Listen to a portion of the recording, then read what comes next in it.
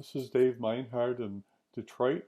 I'm with the Vattikuti Foundation. I'd like to welcome you today to this program focused on patients, the prostate, myths demystified. And I really appreciate all the people that have joined us from around the globe to be here today. We have Dr. Pankaj Wadhwa here from Medanta, the Meta-City, and we have Dr. Gautam Chaudhary, who's an associate professor of urology at the All India Institute of Medical Sciences in Jodhpur. We're really glad to have him share his expertise here along with Dr. Wadhwa today. And I'm going to turn it over to Dr. Chaudhary to begin the formal program. So in today's webinar, we will be trying to discover and discuss some myths about the prostate gland. So let me give brief about the prostate gland. Prostate is a word itself is arised from the Greek. It means one who stands before. So anatomically, it is located just before the urethra start and bladder end. So it's at the junction of the bladder and the urethra. And in the name, as the prostate is gland, so it secretes something which we will be discussing in the subsequent presentation. And the prostate is situated so deep into the body that when we see, being a surgeon, when we see abdomen, we do not see the prostate by our any mean laparoscopy or no, until unless we dissect or we try to enter into the nearby the prostate. So it's a deeply situated. We can feel it only, and it is not like other organ like heart and the liver. It increases with the size as age increases, and when after a certain age, it may some diseases may arise from the prostate, and often patient presents with some urinary troubles to the clinician, and then they by various means they diagnose and they treat, and so we'll be discussing in our presentation. So to we can say the demystified myths about the prostate, we'll having Dr. Pankaj Wadhwa for today's webinar. He is director of the endourology and the laser surgery as the Medanta Meta-City, Gurugram, India. So I will hand over to the Dr. Pankaj Wadhwa for the next discussion and further proceeding. And I will request all audience to type or text their question into the chat box so that we'll answer at the end of the presentation. So now over to Dr. Pankaj. Right. Thank you. Thank you very much, Dr. Chaudhary. And thank you, the Vattikuti Foundation and Professor Bhandari for this opportunity to interact with and present this talk on the prostate, with the focus being actually on benign prostatic disease, BPH. And I'm going to start sharing my screen for this. We'll be talking about the prostate gland and the myths which are associated with it. And we try and the focus, of course, is on BPH, which is the benign prostate hyperplasia. Well, what is the prostate? It's a walnut-shaped organ, which is an unpaired male sex accessory gland, which is placed just below the urinary bladder, and through which the urine passage passes through.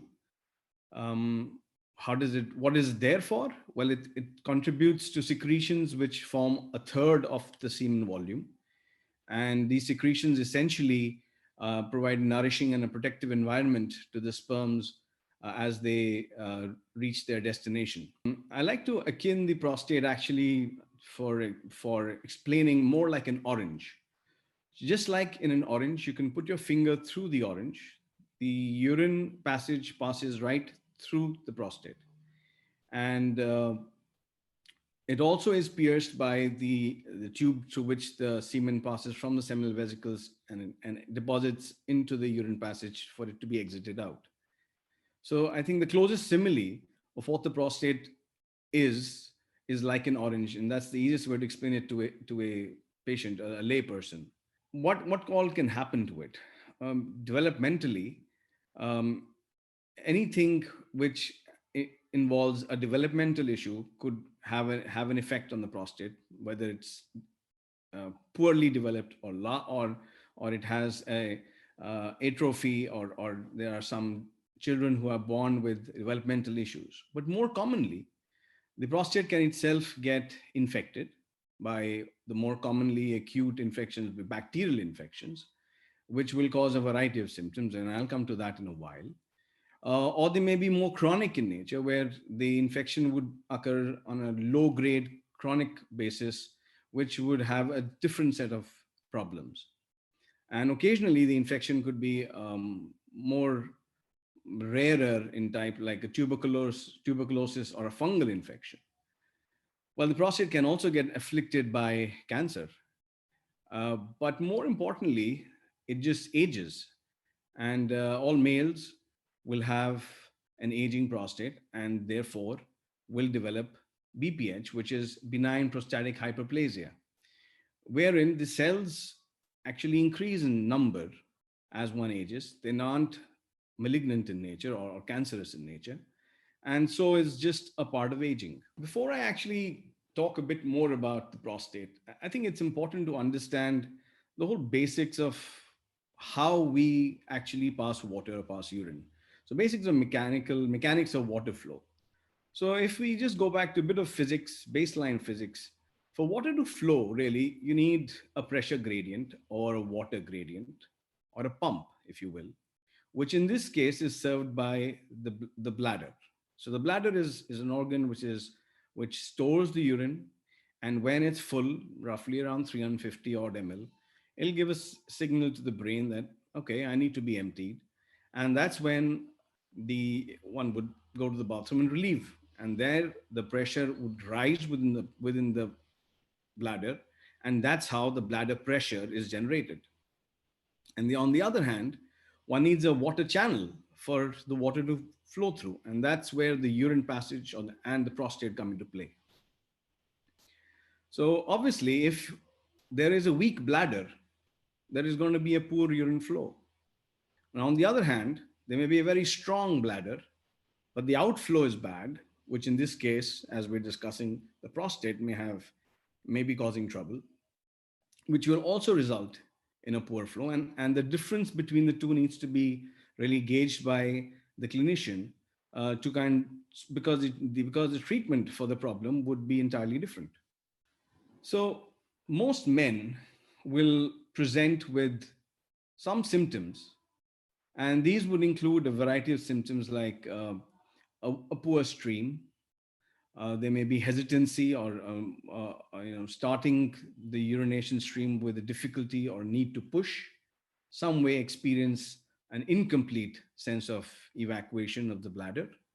There may be an on-off kind of a urine flow stream, which is called intermittency.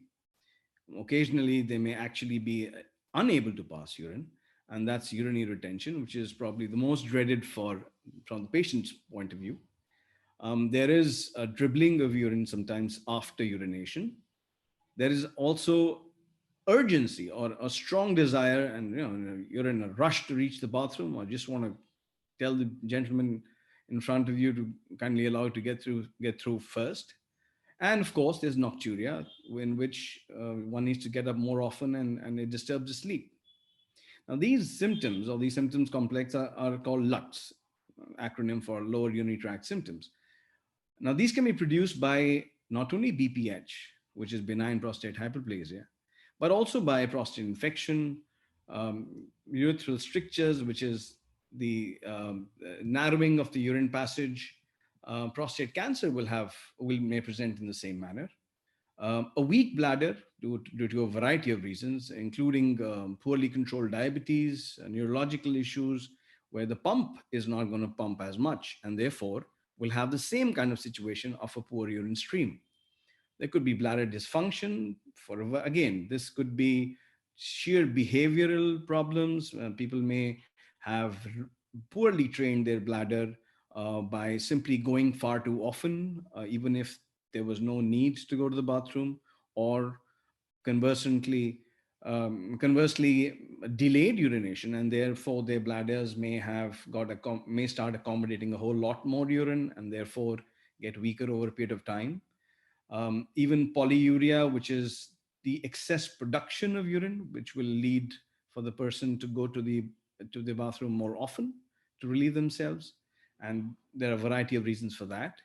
And of course, there could be some non-urological reasons, including neurological symptoms. So Parkinsonism, which is again an age-related thing, and other neurological degenerative diseases, which will cause similar complaints. So the clinician will be able to try and find out which one of these is the actual reason for the problem, and thus treat it appropriately.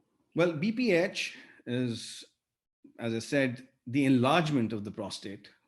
And as seen in these caricatures, the larger it tends to get, and it's more likely to constrict the urine passage. So as I said, if you remember the orange model, if the pulp of the orange were to increase in size, then it would squeeze the urine passage, which goes right through it. And thereby, it would reduce the urine flow.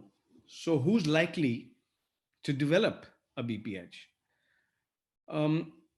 Well, aging, as I said, is the number one reason for the BPH to form in the aging male. A family history is important. So if one's father had a prostate issue, as we call it, or a benign prostate hyperplasia, then the son is likely to experience a similar kind of pattern. Obesity, diabetes, erectile dysfunction, having a sedentary lifestyle is more likely to have higher BPH. Now, as far as the voiding symptoms are concerned, so if you were to see the slide on the towards the left of the slide, so about 1 in 4 men by the age of 50 will have some form of voiding symptoms, which I had alluded to earlier, which may be mild or moderate. They may not really be of much bothersome, but they will be there. By the age of 60 to 70, almost a half of men will have symptoms. And by 80, almost 80% will have some form of symptoms. Now, how many of these are due to BPH in the male? Well, almost half of them may be due to BPH by the age of 60 in males, while 70% by 60 to 75. And above 85 years of age, almost 90% will have BPH, which means that although BPH is there as we age, not everybody is really going to be having the same kind of symptoms. So now that we know that it's something which will increase in age, and it's something which we may get blessed with our genes, what happens if we don't treat it? Well, as I said, it's something which has occurred over a few decades. It wasn't there when we were 20. It increased by the time we were 50, which means it grew over a period of time, which also means that we got used to the kind of way we were passing urine slowly. And this gradual increase may cause the bladder to become thicker. So it's like going to the gym. So if you go to the gym every day and you start increasing to pick up weights, the muscles will get stronger and thicker and more toned. Well, in the same way, if the urine passage gets narrower, the bladder, which also has a musculature, will tend to press or push more and thereby get thicker. Not only does it get thicker, it then tends to get a bit more irritated, which is why the symptoms of frequency may set in. So that's called in technical jargon, detrusor overactivity.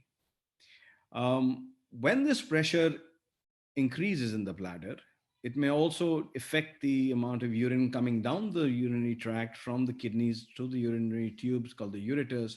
And these will experience back pressure changes, which will cause the kidneys to swell up or cause hydronephrosis, which could cause renal failure. So it's all about pressure mechanics, really, and how one is able to empty and not empty. So if we don't treat it, all this could occur, but not necessarily. So when I say not necessarily, studies have shown that BPH does tend to progress. it could worsen by about 14 up to 14% men over a 4-year period, according to a long-term study. The chances of actually having an acute urinary retention would be 3 times higher if the urine flow was poorer to start with, if the symptoms which a person was experiencing were of moderate grade, and if the gentleman is more than 70 years of age. A larger prostate and a higher PSA of more than 1.4 is more likely to need therapy. And that's something to remember, although not all large prostates will necessarily present in the same manner. So when you reach a physician, a urologist, with the symptoms that we've described, then you would need an evaluation, which would typically start with a medical history as to the duration of the symptoms, how severe is your perception of the symptoms, whether there have been any infections or has there been any bleeding noticed in urine, whether there are any associated problems which one may be facing, like diabetes, heart failure, renal diseases, sleep apnea. Neurological symptoms, as I said, would also mimic a similar problem. So Parkinsonism, somebody who's had a stroke and recovered from it, would tend to have a different set of issues which might mimic the prostate problem or even worsen it actually. Those who've had a lumbar disc prolapse are likely to have more urinary complaints. People who have sleep apnea tend to get up more in the night. Those who are snoring more tend to have more sleep apnea. And those with heart failure tend to make more urine at night, and especially if they are being prescribed medication to improve that. So your medication history is also taken into account. So those who are on diuretics, which actually makes more urine to lessen the pressure on the heart, would also need to go more often because that's the nature of the drug. Asthmatics who are on treatment may have a slightly weaker bladder because of the medication and therefore may experience a poorer flow. Of course, one's lifestyle, or I would say the habits one has developed over a period of time, the fluid drinking habits. Some people are accustomed to getting up in the morning and drinking a lot of water, more than what the body requires, would eventually go more often during the day. Those who are habituated to having a lot of caffeine or tea and coffee or alcohol are likely to make more urine because it has a diuretic effect and thereby go more often, which would change their pattern of passing urine. All that will have is taken into consideration. One would need an examination by the physician, which would be more general to start with, an abdominal examination, also have examination of the genitalia, and a very important digital rectal examination by insertion of a glove finger in the rectum, because the prostate is right next door to the rectum and it's the easiest way to access it, to feel it, because one could detect cancers or infection by if the prostate is hard or not so soft to feel, or if there is any pain when one examines the prostate. So it gives an idea as to what the reason may be.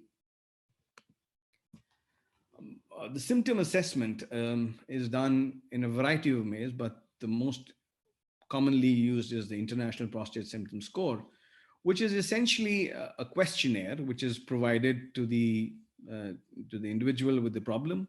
And there's a scoring system on this. And the questions asked are the symptoms themselves, whether there is a problem in incomplete evacuation, the frequency of urination, intermittency of the flow, an urge to reach the bathroom, a weak stream, and whether there is any straining.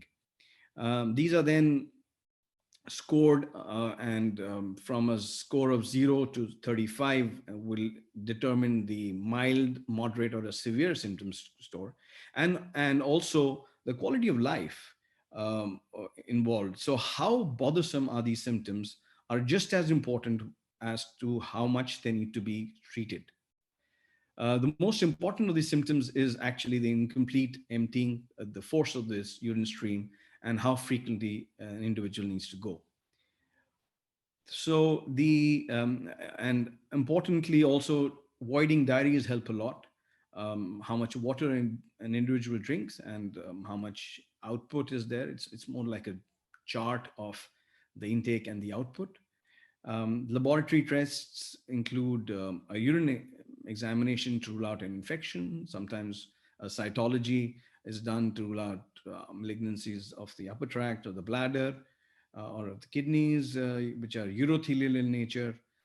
A renal function is helpful, and prostate-specific antigen, which not only establishes a baseline, it also helps in screening for possibility of prostate cancer. And as I also said, a higher value may be associated with more chances of developing BPH and being symptomatic of that BPH. A lot of these symptoms, however, will be very subjective because it all depends on how the patient perceives these symptoms. So a more objective or a graphical representation of how exactly the urine or the water passage is recorded on what we call as a Urophametry, which is a receptacle device in which one passes urine normally, which is attached to a computer and a printer. And on the right-hand side of the slide, you'd notice a few graphs. The top graph is absolutely a bell-shaped pattern, which is what normal urine would be like. It's a quick flow, there's short duration, there's a good strong peak. Now the variations to this would include the intermittency, whether there's a break in the peak, if the time duration is a bit more than usual, the latter half of the stream may be a bit of a dribble, or as seen in the third graph, there may be a complete stoppage and start and stop and start and stop. That's a complete intermittency of the flow rate. Or somebody could have a very prolonged urination, which takes time and the peak flow is not really so satisfying. So typically a maximum flow rate of more than 15 is considered as normal, and less than 10 is definitely considered as obstruction. But as I said, it tells part of the story. A weak bladder will also have a similar kind of problem. And whenever there is any doubt of the two, one may even need a slightly more invasive diagnostic modality of a urodynamics, which would be judged by the physician who's treating you. Well, imaging helps a lot because the location of the prostate is so deep down and one can just about feel it through the rectal passage, but one needs to see it also because size does make a difference. So on the left-hand side is a typical ultrasound imaging of the bladder, which is seen as this black area, which is a urine-filled bladder. And just below it is the gray round marked by these stars. And that's the prostate. And on the right-hand side of the screen, if you notice that there's a bulge, which is in the blackish area, which is the prostate, which is enlarged. And it's almost like rising like a mountain. So one could estimate the prostate size, look for changes within the bladder, if it's got thicker, if there's any swelling in the upper tract or the kidneys, which is called hydronephrosis, and also estimate how much urine is left over after one has typically passed urine. And typically less than 30 ml is what is expected. More than 50 ml is considered important, but more than 200 ml is certainly very significant and is likely to land a person into a urinary retention problem where they need a catheter placement at some point in time. So how do we manage these symptoms? Well, it all depends on the bothersome. How much is the patient bothered? So if there is not much bother and there are no absolute indications, which I will talk about a bit more in the next slide, then one could simply wait and watch. After all, it's just a part of aging. As we age, we will lose hair, we will gray, we will wrinkle, and the prostate will grow. So just wait and watch. And 14%, as I said, will progress, but a large majority will probably not progress so fast and could certainly attend to the problem when the symptoms are bothersome.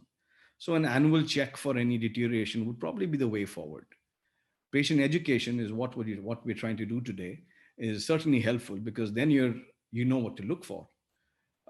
Lifestyle and dietary modifications are always helpful. The fluid timing, the amount of fluid one is having, moderation of the intake and the timing is important in controlling the frequency. If somebody has to go to a meeting or has to travel, then automatically one would be advised to drink less and certainly empty the bladder before one takes that drive, an hour's drive and through rush hour. Reduction in tea, caffeine, coffee, alcohol intake would help a person go less often. Medication, if there are any, may need to be adjusted in timing and dosage. Avoiding constipation is particularly helpful in the elderly, and has been seen that those who tend to have more constipation will also have a poorer urine flow. So that is really helpful. Retraining the bladder. So I just spoke about the bladder being a muscle. So one could retrain it in terms of timing the void by the clock sometimes. Double voiding. So if somebody is unable to empty once, one could be encouraged to void in 2 goes. And if it is possible and documented that the bladder does empty with that, then that's not a bad idea. Urge suppression. Some people just make a habit of going more often. And if that can be modified with the urge suppression, that would be helpful. If these don't work, or if the botheration is more, then we have medical therapy to fall back on. So I'll just break it down into, depending on how the symptoms are. So if somebody has storage symptoms, which means goes more often, there's a problem in holding on urine, goes more often at night, one would probably need to add a bladder relaxant so that one can hold more urine.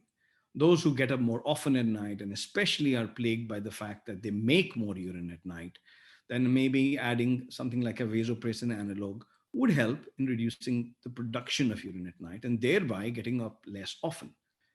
Poor urine flow typically is helped by usage of alpha blockers. It's the most commonly used drug for the problem the world over. Those who are afflicted with an associated erectile dysfunction are usually served with a PDE5 inhibitor, and I'll just speak about that in the next couple of slides. Those who have a large gland will need some form of androgen manipulation, because thereby one could reduce the size of the prostate. And phytotherapy, which is surprisingly the second most commonly used drug for this the world over, despite having not so robust data to support it, is actually helpful in reduction of size, according to a few studies. Just to run through this without too much of technical jargon, but one should be aware, I think, is alpha blockers. The commonly used drugs are tamsulosin, alfuzosin, silodosin, which are actually just smooth muscle relaxants, which therefore relax the muscle around the prostate area and help improve the urine flow parameters, and do also help a bit in the urge factor or the storage symptoms. Each drug has a problem. They have their set of side effects or adverse effects. A few people may experience dizziness, especially after the first 1 or 2 doses, by a mild fall in blood pressure when they suddenly stand up. That's called postural hypertension. And that needs to be told to the patient, because one wouldn't want somebody to get up in the night and just fall.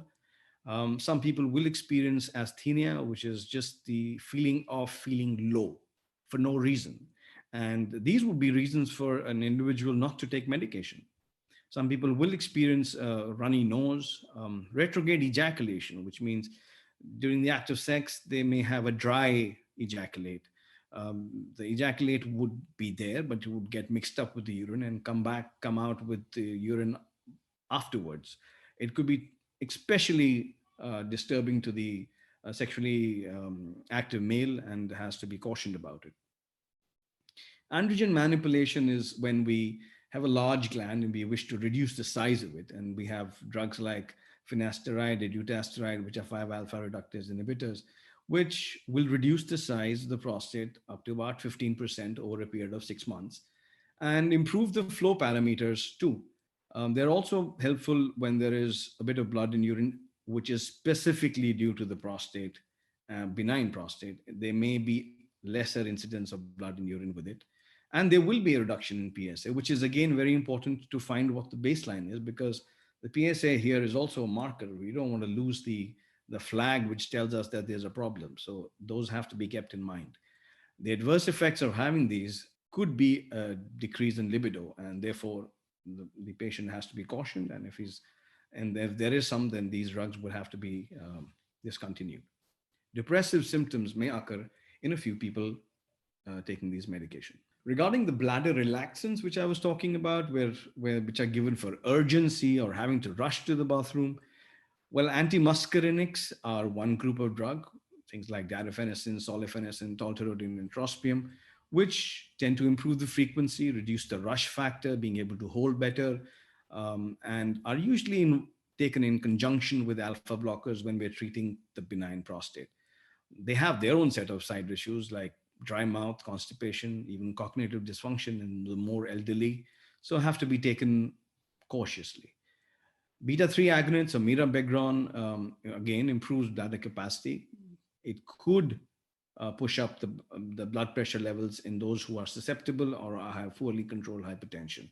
So all of these drugs really have to be under monitoring from your physician, from your urologist. Those who have erectile dysfunction would be helped by usage of tadalafil, which improves the blood flow to the blood, to the prostate and the bladder. It helps relax the smooth muscles, helps reduce the prostate inflammation. However, some people would have a headache with it or flushing, and therefore may need to discontinue it. I was talking about phytotherapy, and I think the most commonly used drug in this segment is saw palmetto. Most work and studies have been done with saw palmetto. The others, of course, are stargrass, African plum tree, plum seed, which really haven't been studied well enough, but yet are prescribed the world over, despite the not so reliable data. They do tend to have anti-inflammatory effects, anti-androgen effects, and anti-proliferative effects, which means they may actually help in reduction in the size of the prostate. Luckily, they have very few side effects, which is why I suspect that they get taken much more. However, some of them may actually interact with blood thinners and should be taken with caution. So when do we need surgery? Well, I'm sure amongst your peers who are above the age of 60, 65, about less than a third may have actually undergone a surgery. Some may be having to contemplate about it. And as we age, the chances of us requiring it would probably be higher. But there are a few times when we must go in for surgery, and that is when the kidneys are taking a hit. It means they're getting swollen, there's hydronephrosis occurring, or if the creatinine is rising, which means one is tending towards renal failure. One wouldn't want to land up with renal failure just because of an obstructive problem, which could easily be prevented by clearing out the urine passage. Recurrent episodes of blood in urine with no other cause except for a large prostate certainly would need surgery for the same. Recurrent episodes of infection of urine associated with the prostate as an absolute indication for doing surgery. Urine retention. So somebody had retention, started on medication, did better, but had a retention again, is probably the gentleman who needs surgery. Failed medical trial. So somebody's got a poor flow, started on medication, which we alluded to earlier, and still didn't have a good flow, would definitely need surgery. So what does the surgery entail? So if you remember the prostate orange model, we need to scoop out the pulp, which is increased over time, and leave the shell or the rind behind. So as you see in this image, all the whitish area, which is the enlarged prostatic lobe or the pulp, is taken off, and we leave behind a larger fossa or the rind, which is the urine passage in continuity, and a much larger urine passage, so a much better urine flow. Well, surgery still remains the most effective and the most long-lasting treatment modality available, although we've been trying to better the kind of surgery we've been doing for the last few decades. Effectively, there are either non-laser modalities, of which TURP is what you may have heard more often, or bipolar TURP is newer technology, and open surgery have been there for the longest time. One also can now do a robotic simple prostatectomy for much larger glands. While on the laser modality sides, one could either enucleate the prostate, which is called holmium laser enucleation, or use a thulium laser for doing the same, which is essentially using a very hot knife, which really cuts the prostate and scoops out the pulp and takes care of the bleeding at the same time. Or one could simply burn out the enlarged prostate, which is done by using a green light or a PVP or a diode laser.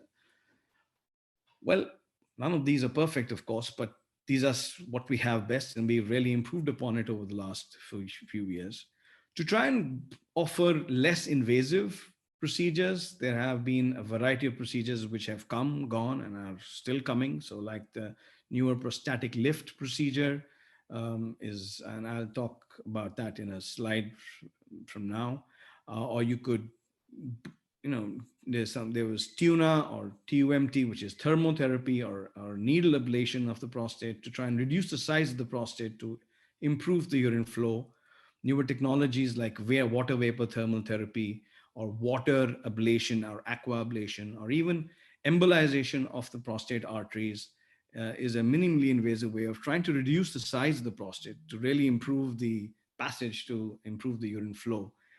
These, however, although minimally invasive, do not give the same effect or as effective as actual surgical removal of the enlarged prostate.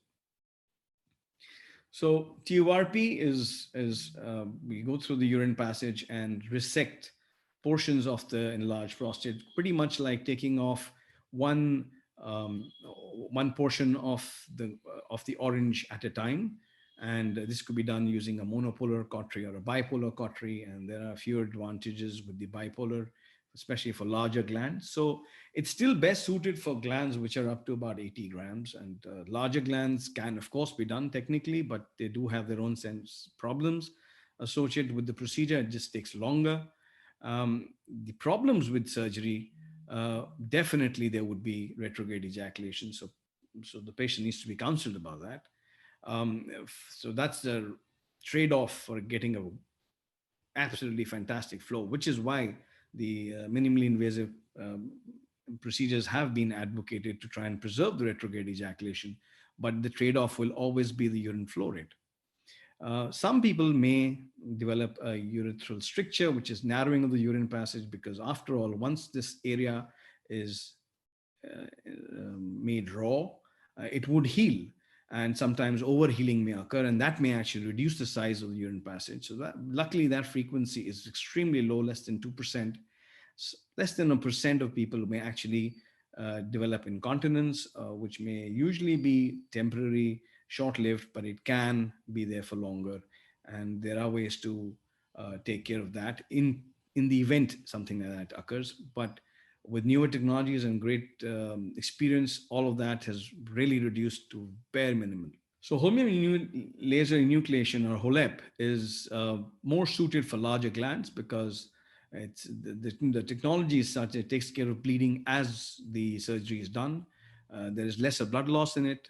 It can even be done in patients who are on blood thinners. On the right-hand side is an animation. This is an animation of what the urine passage in the prostate looks like from the inside. So that's a laser fiber which is cutting through the prostate. As I said, if you think of the prostate as an orange, you're working through the passage in the orange, and you're trying to scoop out the enlarged prostate or the pulp of the orange. You go down right till the rind or the shell area, and then you cut the enlarged portion and literally throw it back into the bladder.